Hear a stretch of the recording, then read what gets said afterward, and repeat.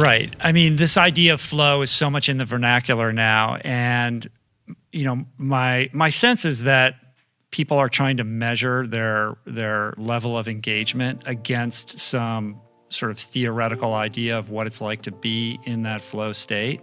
And if they're not experiencing it, they feel like they're doing it wrong, or they feel guilty, or they beat themselves up. And for me, it's a lot of it is just hard work. Like right now, I'm trying to finish this book, and I should have been working on this book for like the last 9 months, right? And I just couldn't get it together. Like it's a collaborative project, so there's a lot of different people that are involved in this, and they've been working diligently, sort of daily, putting this thing together. And I've just been focusing on the podcast and been unable to immerse myself in this project, because I know from past book projects, when I go all in, like the addict in me kicks in, and it's like, it just becomes my universe. And I've been completely paralyzed from taking that on. And so I've dithered away most of the quarantine without being productive on this project. And then about 10 days ago, we had a meeting and we established this deadline at July 10th to turn this thing in. And it was like a switch got flicked and I went all in, and it's all I can think about now. And in fact, everything else feels like extraneous and a distraction. I just want to get back so I can focus on this thing. And 10 days ago, I couldn't get myself into that position. And it's made me think about like what is going on in my brain that, it's such a drastic state change. And what did I do to switch that? Well, a deadline was imposed upon me, and whatever happened neurochemically with that set in motion like a chain reaction of events that got me into the chair. And once I began the project, for me, it's all about like momentum, right? It's like getting to the starting line and beginning is so hard. Like I will just go forever without doing it. And then I'm in, and then I'm all in 110%. And I'm like, why can't I be that person who just worked on it, an hour and a half every day for the last 3 months? Well, I can offer some potential explanations. I can relate. And none of it involves a flow state. Right. It's all hard. Yeah. And, I'm friends with Steven Kotler. I think flow, and I think the Csikszentmihalyi, who originated this thing of flow, is really interesting. But I say right now, the most we can say about flow and mechanistically is backwards, it spells wolf.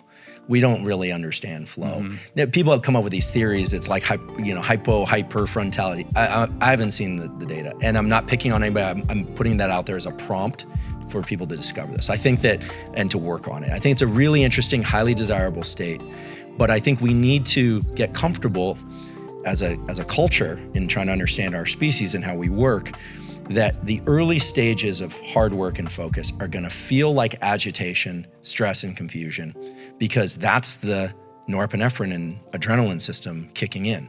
None of us would expect to walk into the gym and do our PR lift, or a performer go do something without warming up. The brain also needs to warm up and start to hone in which circuits are going to be active. And it's unreasonable for us to think, I've got an hour, I'm going to plop down and write beautifully for an hour, my best work. We need to accept that there's a period of agitation and stress that accompanies the dropping into these highly concentrated states. Now, in terms of the reward that accompanies the feeling that we're funneling into that groove of being productive in one regime, like for you writing this book, the dopamine system is really important to understand. So we've talked about norepinephrine kind of gets you going. Acetylcholine is the spotlight of attention. The dopamine system is Mother Nature's hardwired ancient system in all animals, including humans, to put us on the right path. Now, a lot of people talk about dopamine as this thing that you get when you publish the book, or when you get the book deal, or when something wonderful happens, like your child's born. And that's true. But dopamine's main role is to be released anytime you achieve a milestone or you think you're on the right path. And when the dopamine system is tethered to a particular pattern of focus, remember duration, path, and outcome. So it's like, okay, you sit down, maybe you don't get much text out, but then the next day you get 800 words of really solid text and you feel good. You're like, I'm into this. What does that dopamine system do? The dopamine system takes the norepinephrine, which is normally rate limiting, like at some point, there's so much norepinephrine that you quit, and we can talk about that. It's actually the substrate for quitting.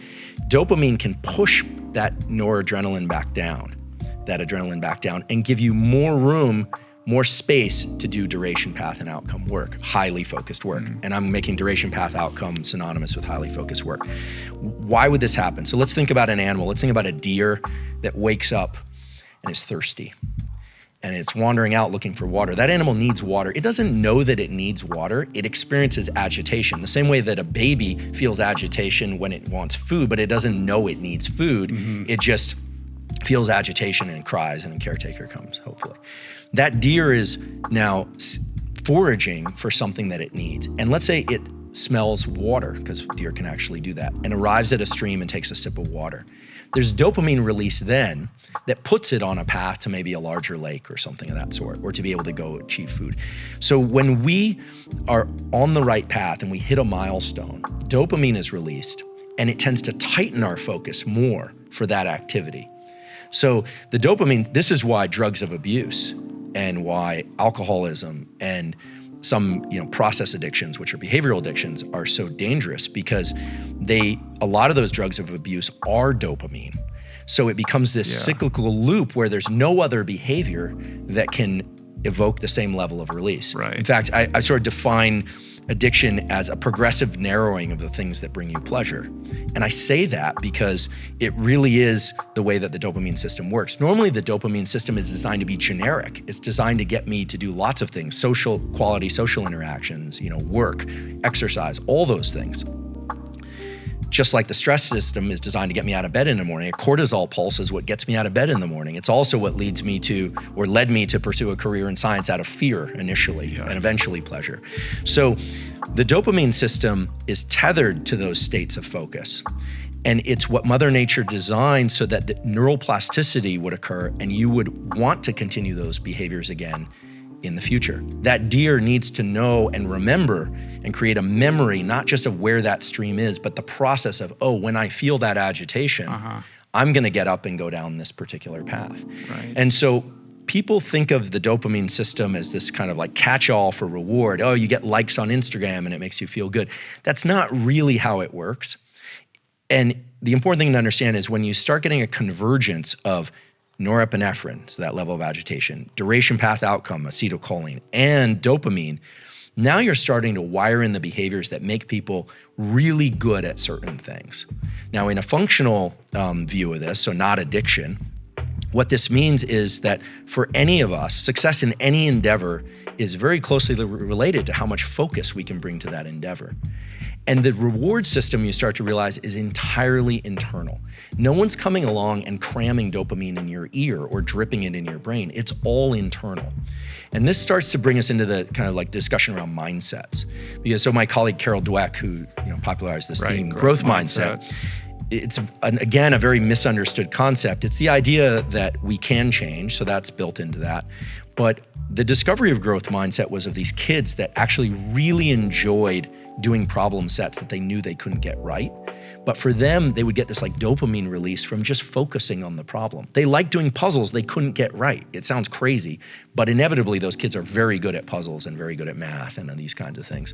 So growth mindset is, I believe, if it's sort of a neuroscience lens on growth mindset, would be that the agitation and stress that you feel at the beginning of something and when you're trying to lean into it and you can't focus is just a recognized gate. You have to pass through that gate to get to the focus component.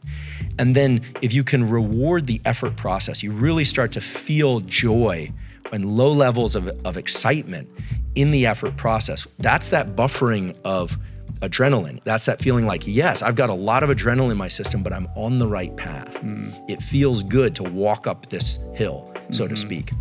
And when you start to bring those neural circuits together, you really start to create a whole set of circuits that are designed to be exported to any behavior you want.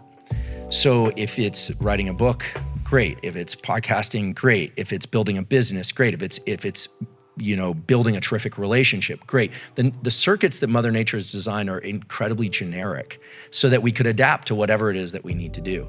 And I think the misunderstanding around how these circuits work has led to this idea that there's some secret entry point, maybe marked flow on the door, and there's a trampoline up to that door, and you just open that door and you're gonna be in it. Right. And nothing could be further from the truth. And anyone who's done well in any career or athletic pursuit knows this. But unfortunately, there's a kind of obsession with the idea that it's all supposed to feel good. And it does feel good, but there's a whole staircase in which it feels kind of lousy. Yeah, I mean the feel good aspect of that experience is very subtle, and I think in a kind of global way, what you're talking about is falling in love with the process. Like you have to push this gate open, which might require more effort than you're comfortable with, but once you push through, it is about the daily rigor and the tiny wins that you get from that, rather than it's easy to you set a goal, but that goal becomes very abstract, right? And it's those tiny little things that you're getting done every day that bring you that internal satisfaction, that are like calibrating that plasticity. Is that what you're saying? Yeah, absolutely. And what's incredible is the extent to which the mind and thoughts, remember earlier we were talking about how thoughts are spontaneous? You can't control them. Negative thoughts, traumatic thoughts, bad thoughts, trying to suppress those is futile. If there's one message I can send people, it's just don't even work at that, but work at the process of introducing thoughts as almost like you would introduce actions, because we can introduce thoughts. And Carol Dweck has talked about this, that positive self-talk is not the same thing as growth mindset, because positive self-talk is almost always linked to the ultimate outcome. If I'm losing badly in something and I tell myself I'm doing great, I know that I'm lying. Yeah, there's no dopamine release from that. And a lot of the self-help wellness culture of the 80s and 90s was like, it's impossible to be in a bad mood if you're smiling. We wouldn't have any depression on the planet if that's true. There's probably some feedback from the face to the brain, but it's not that simple. But the idea that you can self-reward the effort process is extremely powerful, because what it means is that if you can recognize agitation, stress, and confusion as an entry point to where you eventually want to go, I do think that even just mental recognition can allow people to pass through it more easily. They think they're doing something wrong. And then rewarding yourself when you achieve any milestone, like, running to a particular location if you're trying to run a long distance, and then registering that as a partial win. What we know is that the dopamine that's released in response to that suppresses the total amount of adrenaline and gives you more room, more time, more energy to run. In the running example. And this is anchored in a real scientific result. So last year there was a paper published that essentially was asking why any human or animal quits at any behavior. Now, certain behaviors, like I can't lift a car unless it's a very small car. I can't lift a car. But if we're talking about running, or we're talking about long bouts of work, the question is, why do we quit? Like, what is that? And it turns out that every time we exert effort, a certain amount of noradrenaline in the brain is released. And there's a sort of a counter in the brainstem. And at some point, enough noradrenaline is released and it shuts down cognitive control, deliberate control over the motor circuitry, and we quit. That's it. But the thing that can restore those levels, or it can sort of reset those levels lower and give us more gas, more mileage, is dopamine. And it makes perfect sense, because our species had to move against very challenging things in nature and in terms of in culture at every stage of our evolution, including now. 2020 is a good example of this. And when a good example would be, if you're really slogging it out and things are miserable, just think like the worst family vacation, everything's a disaster, or a very hard physical event, and someone cracks a joke, you almost immediately feel a sense of relief. You see this in the team that wins the Super Bowl. Both teams slogged it out. You have to believe they were both at max effort the entire game. Look at the team that wins. They have extra energy. They're jumping all over the place. So it can't be physical energy. It can't be glycogen related. It's not ketone related. It's nothing in the body in that sense. It's dopamine's ability to take that level of norepinephrine and smack it back down. And so we can learn this, right? I mean, I think this is where there's real power, like in your story, or the story that I'm familiar with from your book, like the ability to push through those pain points is something that we really can export to other aspects of life, because it's the same neurochemicals that are involved. So when you get to a particular location, or maybe I recall, a portion where you're feeling lousy, you're injured, or you feel like you're hurt, and you can reframe it mentally and think, I'm actually still on the ladder. I'm still holding on to a rung. I know at least that much. I'm still breathing. I know that much. And the lift that we get is not some psychological pump up. It's a neurochemical thing. It's dopamine suppressing norepinephrine and saying, you're on the right path. you can keep going. It's a permission to keep going. And we grant that permission to ourselves. No one grants that permission to us. I think one of the other kind of misconceptions that we want to dissolve is this idea that external rewards can actually propel us down long paths of success and high performance. They can't. No, it's internal an rewards. Sustainable fuel source. Yeah. I have a friend from the SEAL teams, and somebody asked us recently, we were given a talk, and somebody said, how can I make sure that I continue to self-reward and I'm not driven by these external rewards? How can I continue to have that drive? And his answer was very good. He said, give away all the external rewards. Now, not everyone can afford to do that. It's just about you and you. It's just you and you. And the more attached, there's a famous Stanford study done at Bing Nursery School, probably not far from where you were in the dormitory. There's a little nursery school in Escondido Village. And they did this study where they looked at kids that liked to playing during their recess. It's all recess in nursery school, but they're drawing. And they took the kids that really like to draw, and they started giving them little gold stars on their drawings. And then they like the gold stars for a kid, that's an extrinsic reward. And then they stopped doing that, and the kids stopped drawing.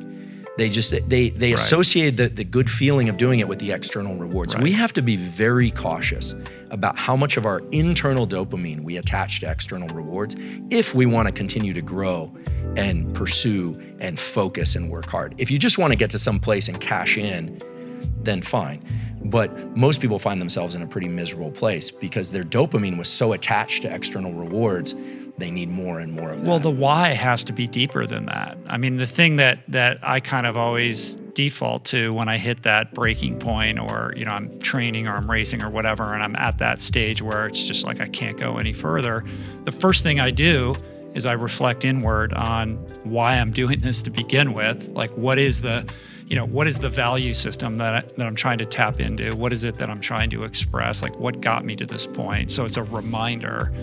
And then I just say, well, I'm just going to get to the next lamppost, or I'm going to, get to the next intersection, or whatever it is. I break it down into the tiny, I'll quit after that. Like, the more I can just root myself in the present moment and distill it down into the tiniest of digestible chunks, that's the only way I can, continue to move forward.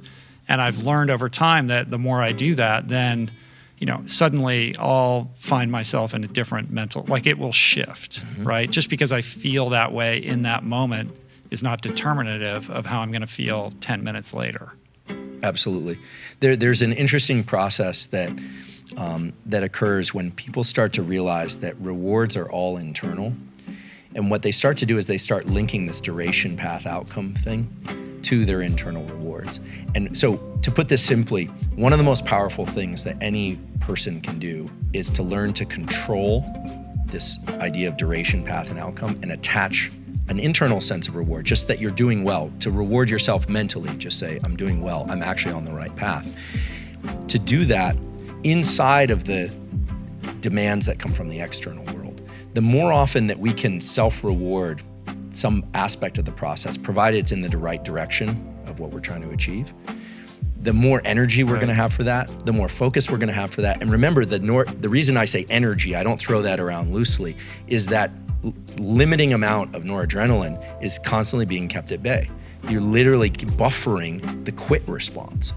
And so when people start realizing that if they set the goals inside of the larger goal and self-reward each one of those, they essentially have an infinite amount of energy to pursue those goals. They have an infinite amount of focus to pursue those goals.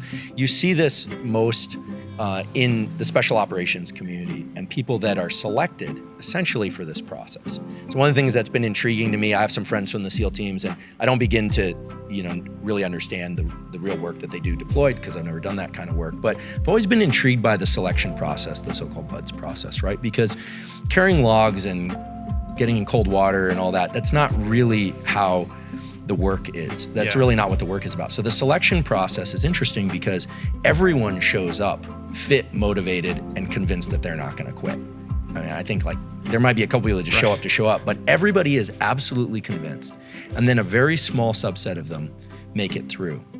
And I'd be willing to bet that the ones that make it through, of course they're gritty and resilient, but they all are essentially. right? So that's necessary but not sufficient, obviously. Otherwise, everyone would make it through.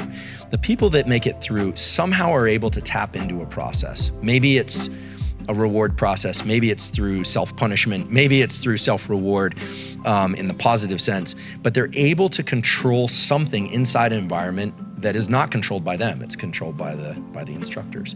And I've always been struck by the fact that in order to get through, you just have to not quit. Remember, people aren't being deselected. They're not saying, get out of here, you're not good enough, people are deciding that for themselves. Right. And so it's interesting because it brings about a real world experiment of people who are quitting. And I believe they're quitting because they can't manage these neurotransmitters. And when I say manage, I think that the people that get through, knowing some of these people quite well, had an internal process by which they could reward themselves for doing something that might have just looked trivial to everybody else, but it gave them more gas, more energy. Right? And what's interesting is the process, the kind of unconscious genius of the BUDS process is that they've picked two sensory events that are across the board challenging for everybody. One is cold water, which is great because most of the time it can't kill you, right? It's not like heat, which can kill you. It's cold water and sleep deprivation. And so the ability to do these, like what I'm calling DPOs, this duration, path, and outcome steps and procedures, is great on when you're rested. When you have well-fed, well-slept, you can do anything. You can be in any hard conversation. You can work through anything. So what they do is they start taking the autonomic nervous system, which is these deep reserves of the nervous system, that when our autonomic nervous system is off, it starts making us pay more attention to how we feel than the demands of the world around us. Remember that basic challenge in the nervous system. And so sleep deprivation is the best way that you can pull somebody down from their ability to analyze duration, path, and outcome and reward themselves. Sleep deprivation is the way in which you essentially pull apart the nervous system and the way that it wants to function, because it's very easy, again, rested, to do all this. But so what they do is they're sleep deprived people, they put them in cold water. They're trying to get them more in touch with the way that they feel inside than what they need to do in response to the external demands. Right. And everyone I know that's made it through that process did it slightly differently.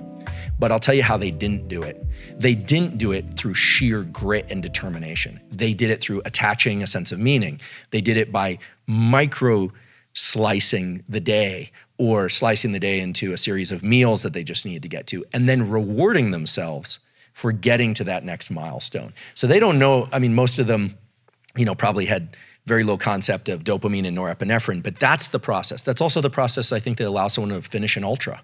I've never run an ultra, but I think that process of self-reward is grit and resilience in a kind of neurochemical definition. Yeah. And I think it's the thing that anybody can tap into. And I think it's so key, because I think people think that it's just so key that people understand, that these circuits are not unique to people who run ultras or people that make it through, stringent filter, special operations command. It's the same thing that it is interesting. Yeah, the ultimate determinant isn't your physical conditioning, and yet that's what everybody focuses on.